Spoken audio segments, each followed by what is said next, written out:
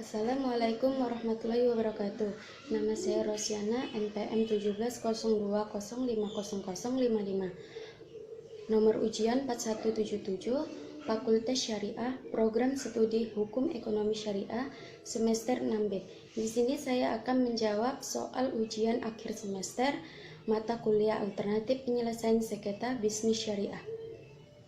Soal yang pertama, jelaskan pengertian alternatif penyelesaian sengketa menurut Undang-Undang Nomor 30 Tahun 1999 serta perbedaan alternatif penyelesaian sengketa dan arbitrasi.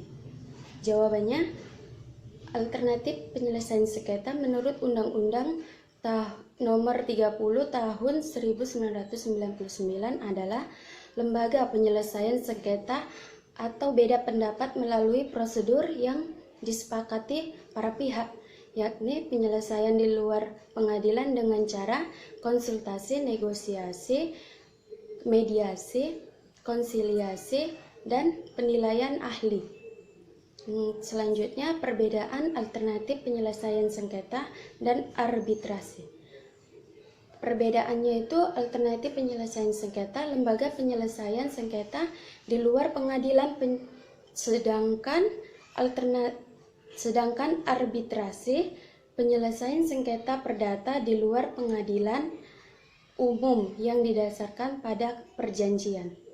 Soal yang kedua, jelaskan kelebihan dan kekurangan proses penyelesaian sengketa melalui alternatif penyelesaian sengketa dibandingkan proses litigasi. Jawabannya, kelebihan dan kekurangan. Yang pertama, penyelesaian sengketa melalui alternatif penyelesaian sengketa lebih mudah karena semuanya didasarkan pada kesepakatan para pihak. Yang kedua, dilakukan secara tertutup, rahasia, yang terlibat hanya pihak yang bersengketa dibandingkan dengan proses litigasi. Biasanya penyelesaian bersifat win-win law solution. Ada satu pihak yang dimenangkan oleh pengadilan dan ada pihak lain yang dikalahkan.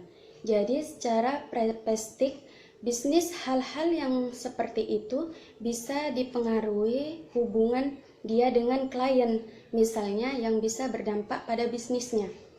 Soal yang ketiga, jelaskan yang Anda pahami tentang konsultasi dan negosiasi. Jawabannya, konsultasi adalah sebagai proses memberi bantuan kepada seseorang oleh orang yang ahli memenuhi standar klasifikasi. Dalam proses konsultasi ada dua pihak yang terlibat, yaitu yang pertama konsultan dan konsulti. Konsultan itu adalah orang yang menjadi rujukan proses konsultasi ini, sedangkan konsulti adalah para pihak yang bersengketa. Tujuan konsultasi yaitu untuk mengetahui duduk perkara yang sesungguhnya dari sengketa yang dihadapi dan untuk mengetahui langkah-langkah atau proses yang harus ditempuh untuk menyelesaikan sengketa.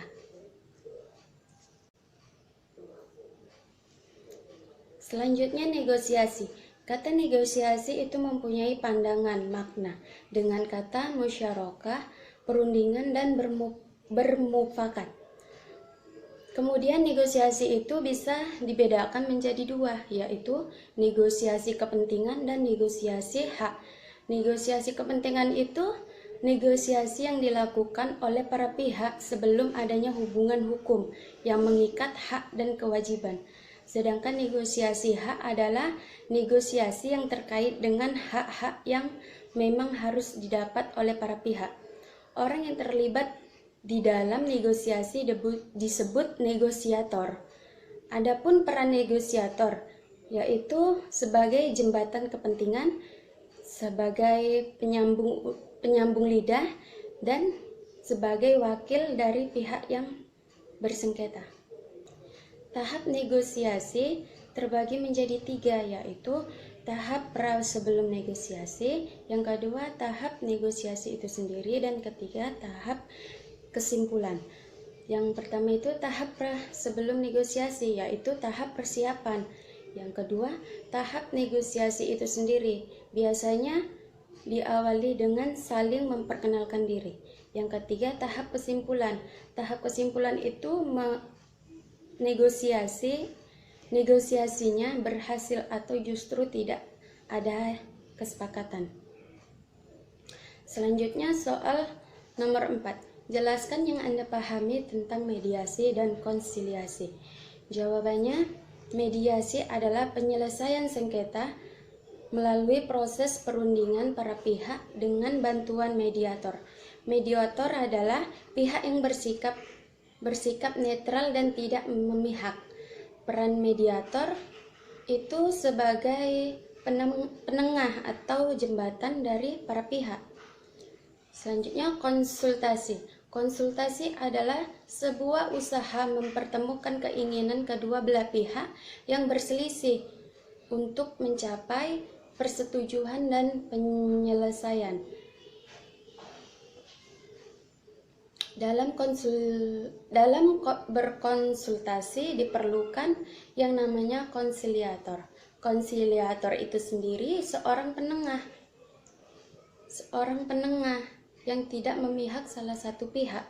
Konsiliator yang ditunjuk oleh para pihak terkait memiliki wewenang menyampaikan pendapat mengenai perselisihan yang terjadi antara kedua belah pihak tersebut.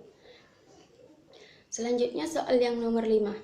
Jelaskan yang Anda pahami tentang pelaksanaan eksekusi terhadap hasil kesepakatan alternatif penyelesaian sengketa. Jawabannya, tidak ada kesepakatan hukum kapan dan apakah pihak yang kalah untuk melaksanakan putusan alternatif penyelesaian sengketa tersebut. Sekian jawaban dari saya dan saya akhiri. Wabillahi taufiq wal hidayah. Assalamualaikum warahmatullahi wabarakatuh.